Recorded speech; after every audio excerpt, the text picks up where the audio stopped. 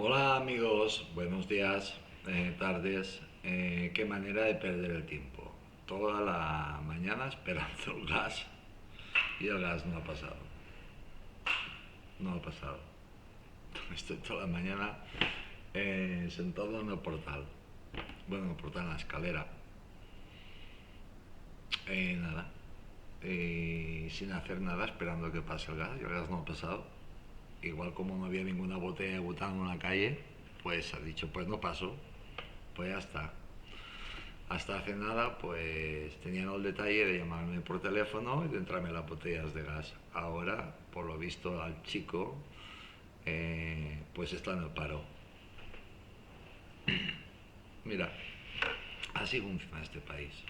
En fin. Bueno, aunque no tenga nada que ver esto, y como esto se está grabando, eh, va a salir hoy, es decir, que esto va a salir hoy, día 1, Día del Trabajador. Igual no han venido porque están de huelga, digo, están de fiesta, celebrando la fiesta del trabajador.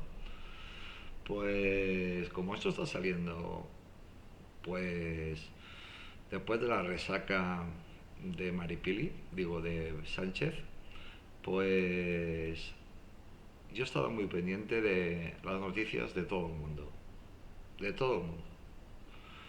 Eh, de los youtubers, de periodistas que hacen YouTube. Bueno, la verdad es que lo más fino que le dicen es mentiroso. Y ahora ya saben interpretar perfectamente a Sánchez. Sánchez ha perdido la credibilidad en todo el mundo. En España, por supuesto, para los medios de comunicación. Acordaos, yo voy a hablar con toda la franqueza del mundo. Sí, sí. En los países democráticos está el poder ejecutivo, que es el gobierno, el poder legislativo, que son las dos cámaras, la Cámara Alta y la Cámara Baja, el Congreso de los Diputados y el Senado, y el poder legislativo. Después está el famoso cuarto poder. El famoso cuarto poder es la prensa, los medios de comunicación. Y los medios de comunicación, la inmensa mayoría, el 90%, le han declarado la guerra a Sánchez y le están exigiendo, le están preguntando que diga qué periodistas son los que dan noticias falsas, qué youtubers son los que dicen noticias falsas. Porque esto que está haciendo él es lo más parecido o es un golpe de Estado y una dictadura. Pero es que los medios internacionales van en la misma línea que los españoles.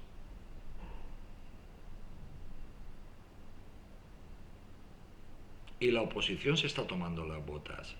Israel no se está escondiendo.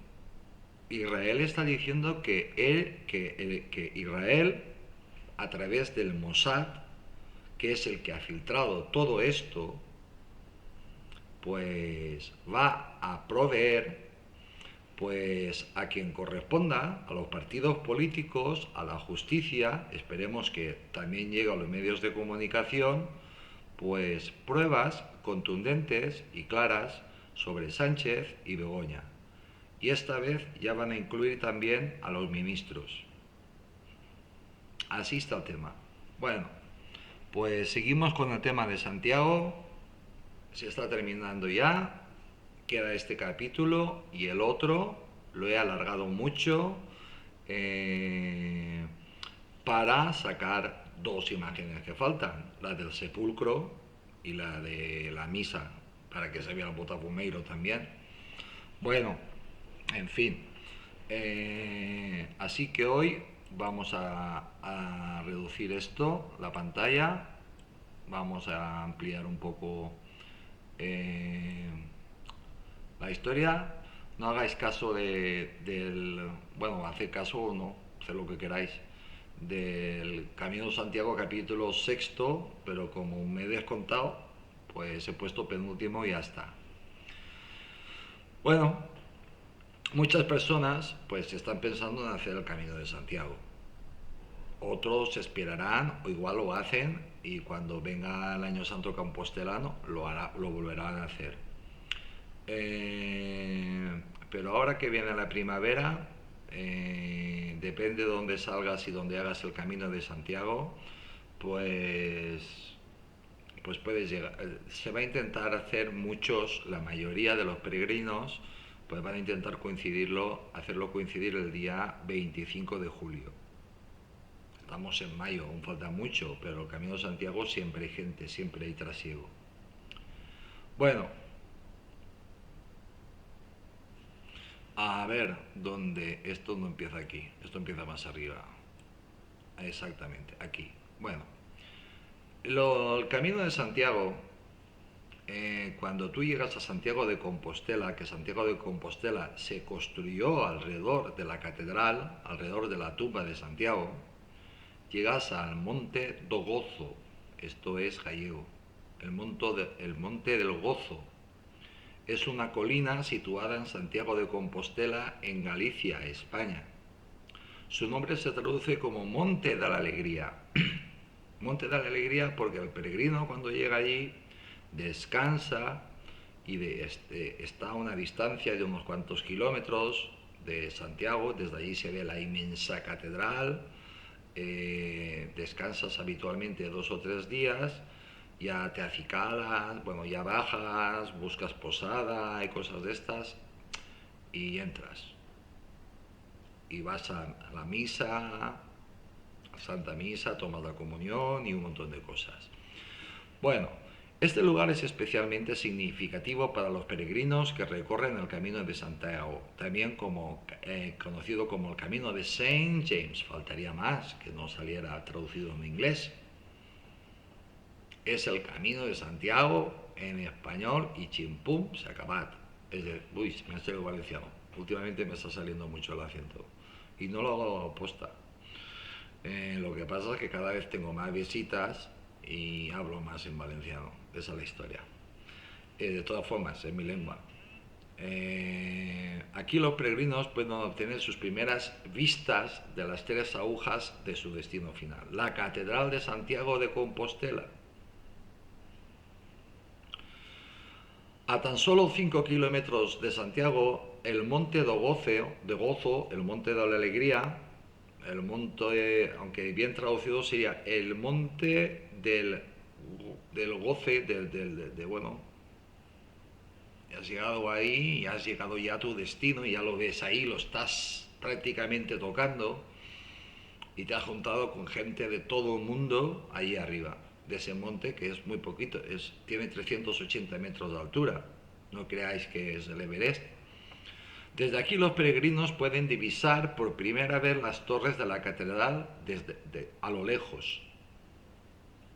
Y ahora que está recién restaurada, pues tiene que dar eso, tiene que ser precioso. Aparte de que Galicia es preciosa. Dejar atrás la aldea de San Marcos y acceder a este monte tras pasar por la capilla del mismo nombre es un momento especial para quienes han recorrido el camino. En la Edad Media, llegar a la cima del monte era tan importante para los peregrinos como entrar en la catedral y visitar la tumba de Santiago. Tal era su alegría.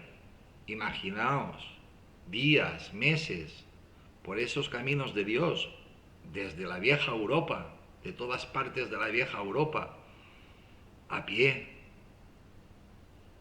los más afortunados con caballos, los nobles pues con sus séquitos, sus carrozas, a caballo. Después de meses de peligros y dificultades en el camino, al vislumbrar las ciudades del monte do Gozo, los peregrinos finalmente sentían que habían alcanzado su objetivo. Sí, señor, habían llegado ahí.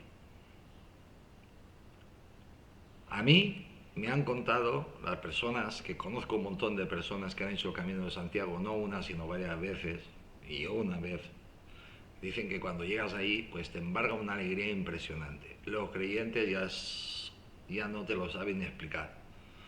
Y los que son medio creyentes, pues tampoco. Y los que son ateos, pues tampoco. ¿Qué pasa allí? Pues no lo sabemos. Pero desde luego que debe ser precioso. Después de meses, de caminar y caminar y caminar y caminar y pasar muchas penurias. La tradición cuenta que cuando un grupo de peregrinos llegaba a este lugar, aquel que primero veía las torres de la catedral era nombrado rey y reconocido por sus compañeros. La verdad es que en la antigüedad, y yo no sé en la actualidad, pero hace 30, 40 años, pues ahí se montaban pues fiestas, guitarritas, siempre salía la guitarrita, esto, aquello, lo otro, el acordeón, lo que fuera, y la bandurria, violín, y, y a la noche pues fiesta, con un buen vino, porque ya estabas viendo Santiago de Compostela, ya estabas a punto de terminar tu peregrinación, tu viaje, tu viaje. La importancia del lugar fue subrayada por el famoso arzobispo de Santiago, Diego Galmírez, quien ordenó construir aquí la iglesia de la Santa Cruz. Hoy en día el Monte de Gozo sigue siendo un punto de referencia para los peregrinos que llegan a Santiago de Compostela. Además de las vistas impresionantes, ofrece un albergue, una cervecería y otras actividades para quienes han completado su peregrinación. Pues lo dicho, que esas cervecerías se deben de estar haciendo de oro, porque allí pues todo el mundo termina pues celebrando que han llegado a Santiago. Santiago está a 5 kilómetros, pero desde allí lo están viendo. Es decir, que después de lo que se han hecho, para ellos 5 kilómetros es un ratito. Es un lugar donde la alegría de divisar las torres de la catedral se mezcla con el cansancio y la satisfacción de haber llegado a su destino.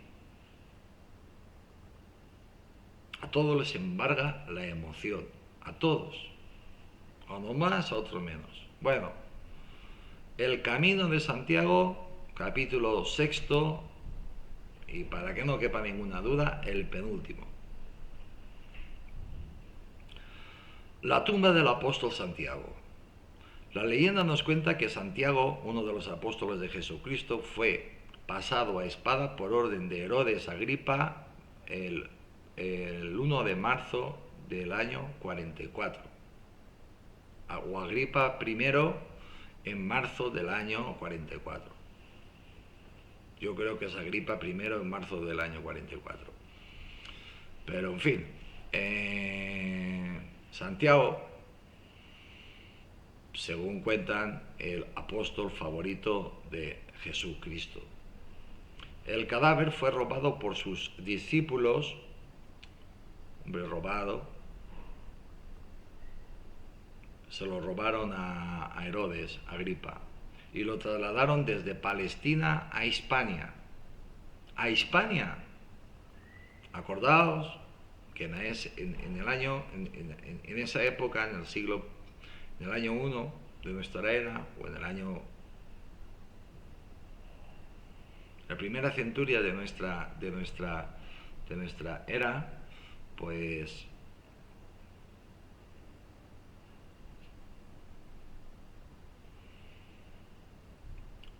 Hispania había sido la primera provincia del Imperio Romano.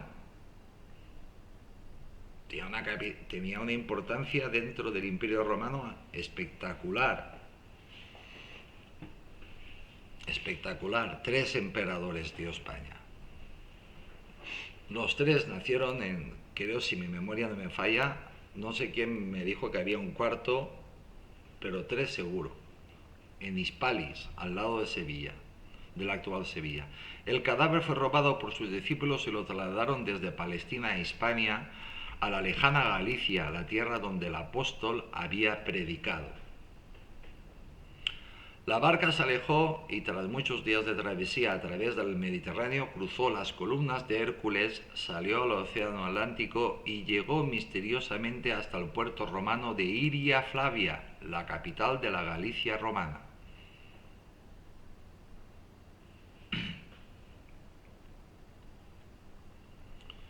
Cuando salían al océano Atlántico se navegaba por cabotaje, es decir, sin perder de vista la costa.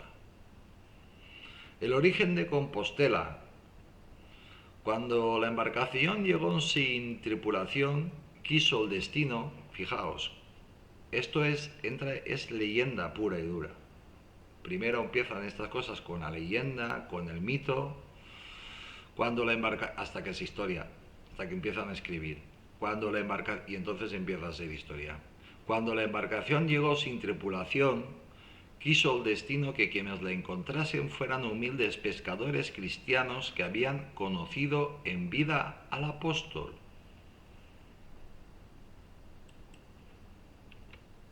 Reconocieron el sepulcro por el escudo y grabado que habían dejado sus discípulos. Es decir, esos pescadores cristianos habían conocido y habían escuchado a Santiago, apóstol, predicar, lo conocían.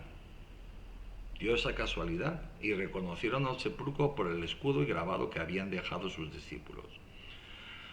Los trajeron de la barca y los sepultaron sobre una enorme piedra que se fundió transformándose en un sarcófago. Todo esto es leyenda. En el año 825, un eremita llamado Pelayo quedó sorprendido por unas luces llamativas que surgían de la tierra. Avisó el obispo Teodomiro de Iria Flavia, quien descubrió que las luces indicaban el lugar exacto donde los discípulos de Santiago habían enterrado el cuerpo del decapitado Santiago el Mayor, oculto tras una densa vegetación. Se trataba de una estrella brillante y fija, de donde Campus Stelle, Compostela, que de ahí viene el nombre de Compostela, Campus Stellae, es latín, Campus Stellae, el campo estrellado, eso significa Compostela, que indicó dónde se encontraba el sepulcro. Buscad el escudo de Galicia y veréis que es un cáliz, la bandera es un cáliz y con una estrella arriba. Teodomiro no tardó en acudir hasta el lugar, hoy Santiago de Compostela, y una vez allí encontró una losa de mármol, unos huesos humanos, un antiguo cementerio romano, como han demostrado las excavaciones arqueológicas, y llegó a la conclusión por revelación de que los restos de aquel cuerpo pertenecían al apóstol, nada menos. Por revelación divina. ¿Se entiende? Esto es cuestión de fe. Ya está. ¿Qué es fe? Creer en lo que no se ve. La mayoría de estos hechos, referidos de generación en generación, pertenecen al ámbito de la leyenda y el mito, lo que de ningún modo quiere decir que carezcan de fundamento, sino todo lo contrario. ¿Por qué terminan diciendo esto? Yo aquí no he escrito ni una coma, ¿por qué terminan diciendo esto? Porque dicen que detrás de cada cuento, de cada leyenda, de cada mito, hay una realidad. La tumba, que se dice que acoge a los restos óseos del apóstol. El hallazgo tuvo el apoyo del rey Alfonso II el Casto, que ordenó levantar una ermita. Vio aquel descubrimiento la oportunidad de ganar fuerza, poder y prestigio. Hombre, me imagino que también le llevaría un poquitín la fe. En un intento de romper la hegemonía de la Iglesia de Toledo, pactó con el rey franco Carlomagno que éste presionaría al papado para certificar la autenticidad del descubrimiento a cambio de una reliquia. Muy pronto la noticia se extendió por toda Europa y con el paso del tiempo la afluencia de cristianos al sepulcro se convirtió en algo habitual. A partir de aquel entonces, al parecer, comenzaron a darse toda una serie de apariciones marianas, curaciones milagrosas y demás fenómenos inexplicados que hicieron que gentes de todos los lugares venerasen la figura del apóstol y pidieran valor para sus batallas contra los avances del Al-Ándalus. Durante siglos, los soldados españoles han entrado en batalla al grito de Santiago y cierra España. Y cierra España a lo que no sea cristiano. Tras el saqueo de Compostela por parte del califa Almanzor en el 997, la fama del sepulcro apostólico se multiplicó y alcanzó notoriedad europea. Ya la tenía. El camino, meta de peregrinos.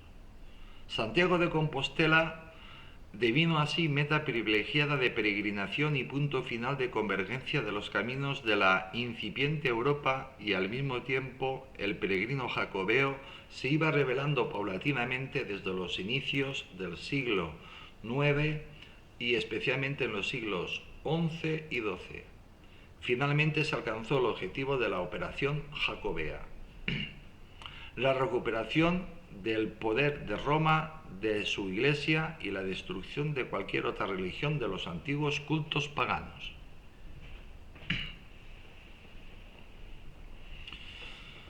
En el siglo XIII Santiago se caracterizó por la magnificación mundial de la peregrinación. El 21 de abril de 1211, Alfonso IX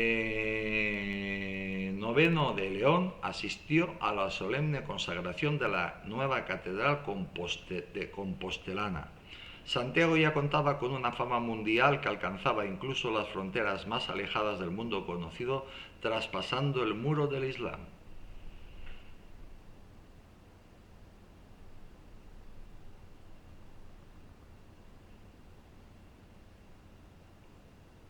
Cuenta la leyenda,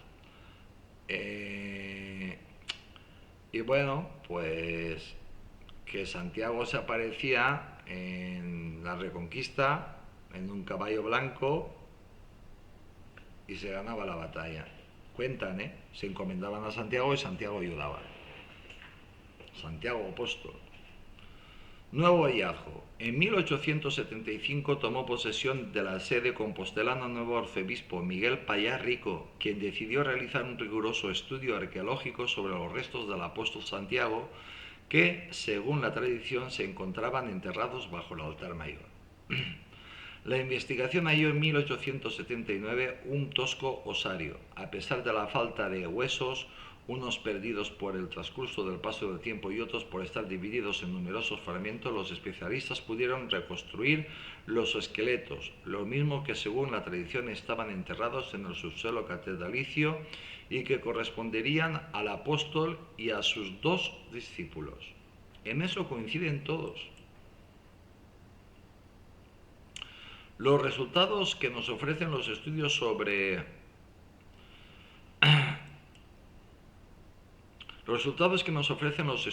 los sepulcros, si no son concluyentes y son definitorios para mirar casi con una única dirección.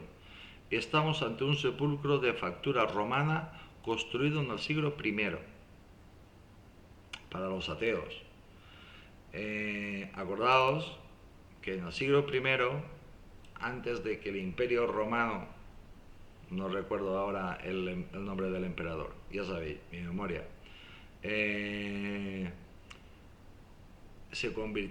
su mujer se convirtiera al cristianismo y después se convirtiera a él, se cansaron de crucificar y de matar a cristianos, a todos los cristianos que encontraban en todas partes y sobre todo en el circo romano, en el Coliseo. ¿Queréis verlo? ¿Queréis pruebas? Haced un viaje por las catacumbas de Roma. vais a ver miles y miles y miles y miles y miles y miles y miles de cadáveres cristianos. Y los que quemaron. Y los que se comieron las fieras. Los resultados que nos ofrecen los estudios sobre los sepulcros si no son concluyentes y son definitorios para mirar casi en una única dirección. Estamos ante un sepulcro de factura romana construido en el siglo I. En su interior reposan los restos de 3 varones de mucha antigüedad. Desde el siglo II existe culto cristiano en este sepulcro y que les ha tenido como mártires. Y en el siglo I un grupo de cristianos que escribían en griego y arameo, arameo era la lengua de Jesús de Nazaret y de los apóstoles, reconocían en este punto del orbe tan alejado de Palestina en el enterramiento de un mártir de nombre Atanasio. Patrimonio de la humanidad. A partir de 1879, más concretamente de la promulgación de la bula Deus Omnipotens, dada por León III en 1884, Santiago volvió a sonar internacionalmente y el patronazgo del apóstol recobró su protagonismo en Occidente. Daba de esta forma autenticidad a las reliquias de Santiago el Mayor, por lo que las peregrinaciones al santo lugar volvieron a cobrar fuerza. En 1982, el Papa Juan Pablo II se convertiría en el primer pontífice que se arrodillaba ante el apóstol después de 115 años santos. Después de 115 años santos compostelanos, un Papa, Juan Pablo II, San Juan Pablo II, se arrodilló y reconoció que allí estaba enterrado Santiago Apóstol. En 1986, la UNESCO declaraba Patrimonio de la Humanidad la ciudad de Santiago de Compostela. Y 2 años más tarde proclamaba el Camino de Santiago primer itinerario cultural europeo.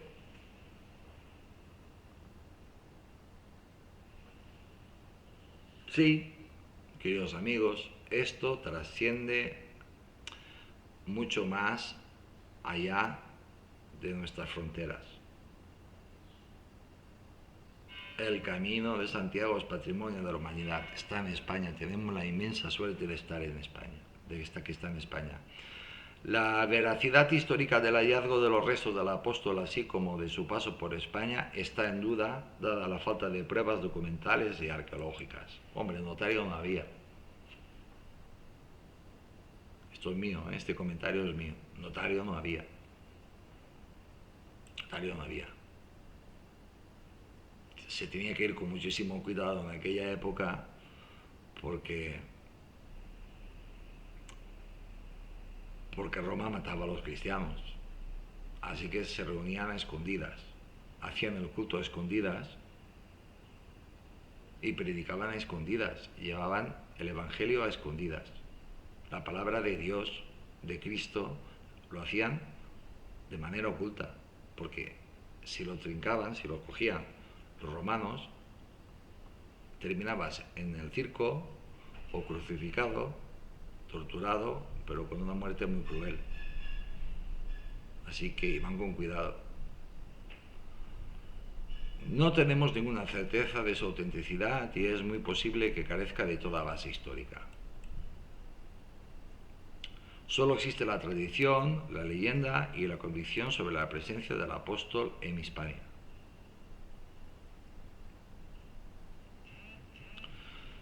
De todas formas, esto no ha dejado de estar escrito. Yo soy cristiano, creyente, practicante. Esto no deja de estar escrito por una persona, por un historiador,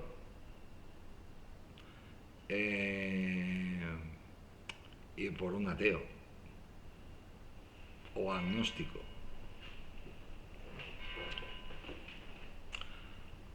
La tumba de Santiago se halla en la cripta de la catedral compostelana. Es prisciliano. ¿Por qué digo que es ateo? Pues, o agnóstico. Pues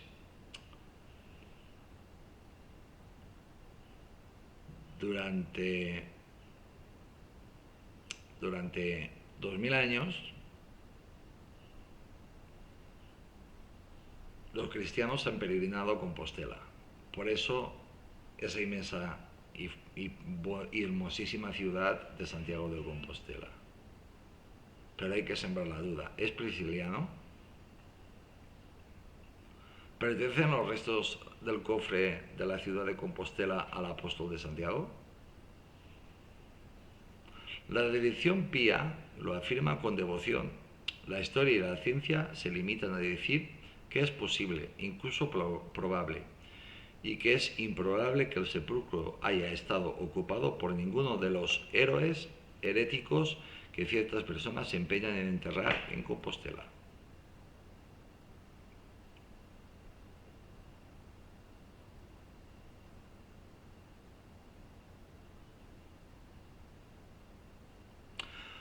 La historia y la ciencia se limitan a decir que es posible, incluso probable. Lo que está claro es que los huesos que allí son del siglo I. Es decir, contemporáneos a Jesús de Nazaret.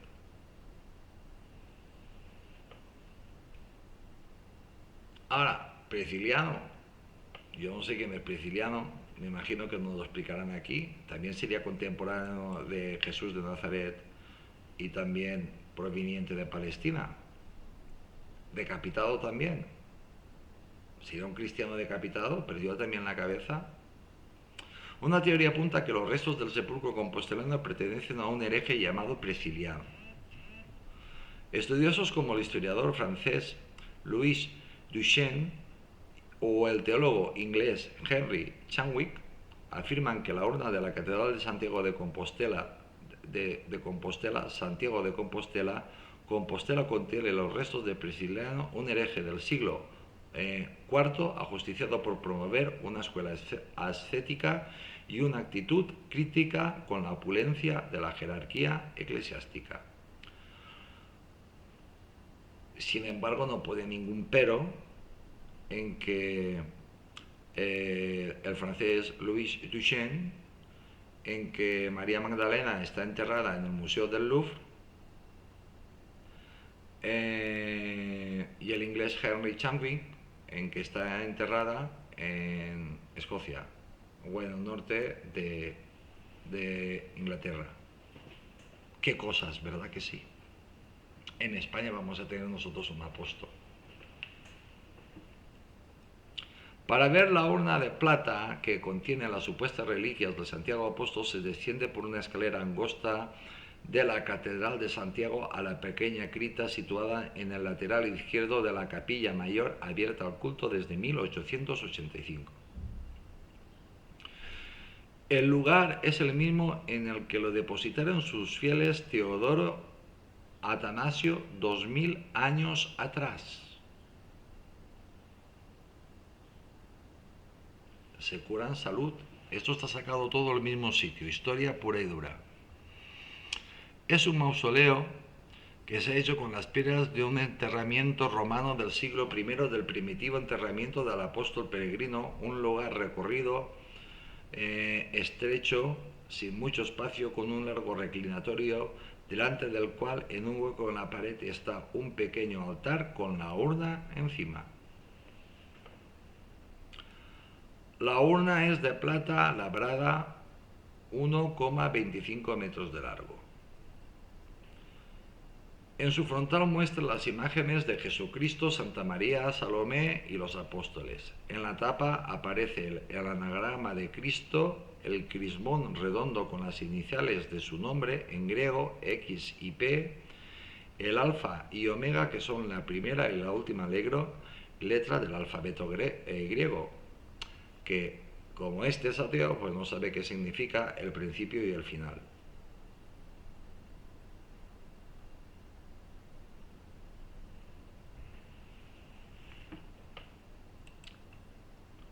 Claro, la tumba del apóstol Santiago es un lugar de gran importancia histórica y religiosa. Y yo estoy leyendo, permítame proporcionarte algunos detalles sobre ella. Leyenda y origen. Según la leyenda, Santiago, uno de los apóstoles de Jesucristo, fue decapitado por orden de Herodes Agripa I en el año 44. Sus discípulos robaron su cadáver y lo trasladaron desde Palestina a Hispania, la actual Galicia, en el noroeste de España.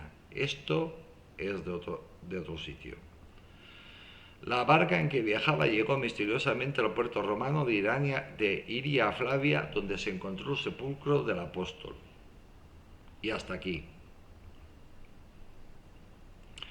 El hallazgo marcó el origen de Santiago de Compostela. Descubrimiento. En el año 825 el ermitaño llamado Pelayo observó luces llamativas que surgían de la tierra. El obispo Teodomiro de Iria Flavia descubrió que estas luces señalaban el lugar exacto donde los discípulos habían enterrado el cuerpo del Santiago Mayor. Se cree que los restos óseos del apóstol se encuentran en la cripta de la Catedral Compostelana. Confirmación papal. En 1984 el Papa León XII confirmó la autenticidad de la tumba a través de la bula Deus Omnipotens. Desde entonces los restos de Santiago se encuentran bajo el altar mayor de la Catedral de Santiago de Compostela. Los peregrinos y visitantes pueden visitar esta cripta y rendir homenaje al apóstol. Así que si puedes visitar la tumba del apóstol, Santiago en la Catedral de Santiago de Compostela. Es un lugar sagrado y lleno de historia.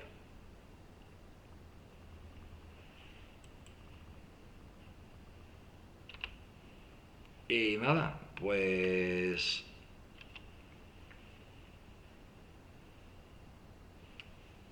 una cosa, es decir, una tradición que lleva 2000 años haciéndose el camino de Santiago, pues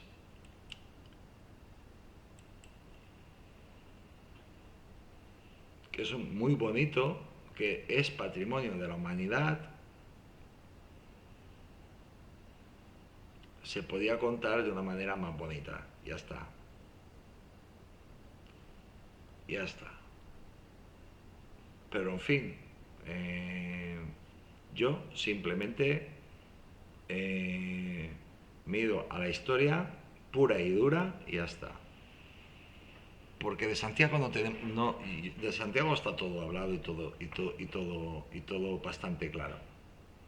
Yo creo que Santiago está enterrado ahí, pero pruebas, no hay.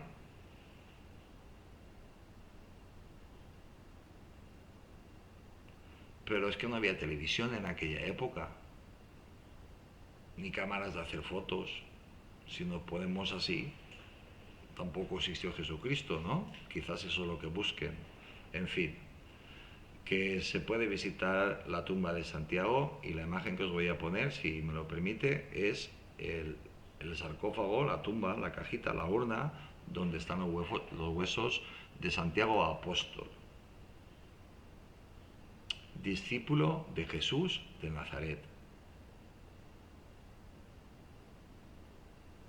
que predicó en España Jesús de Nazaret.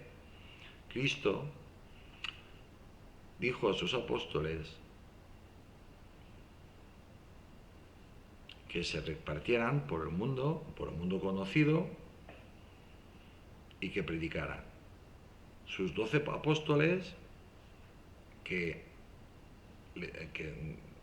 sus 12 apóstoles, los que le acompañaron en vida, pero Jesús de Nazaret también formó a 70 apóstoles para que les ayudaran en tan arduo trabajo. Y a Santiago le tocó venir a predicar a España, a Hispania, que era de una importancia tremenda. Acordaos, el Imperio Romano. Todo estaba bajo el Imperio Romano. La primera provincia.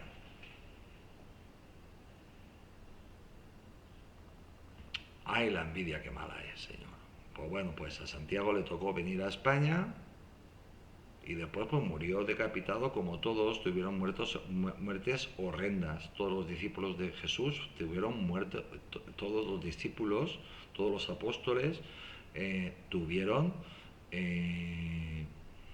muertes horrendas. Pues bueno, amigos, pues a mí me encanta la historia, me encanta el Camino de Santiago y nada, pues que mañana más, bueno, que estoy muy agradecido a todos vosotros. Mañana más seguramente se terminará se terminará, ya está, porque voy a grabar el segundo, el último, y ya está. Y entonces mañana pues ya saldrá. Y esto lo estoy grabando en el momento en que tendría que estar saliendo, así que lo que tarde en subir. Gracias, soy Tony Garcés, os mando un saludo muy grande desde Valencia, España. Os deseo a todos que tengáis muchísima salud, de verdad, muchísima salud, con la mano en el corazón. Bueno, desde Valencia, España, concretamente desde el sur de la provincia de Valencia. Os deseo a todos que tengáis muchísima salud, que seáis felices y nada, y que mañana más, pues seguramente el último capítulo de Santiago del Camino, de Santiago de Compostela. Y lo he alargado tanto para echar fotos, para enseñaros pues imágenes, ya está.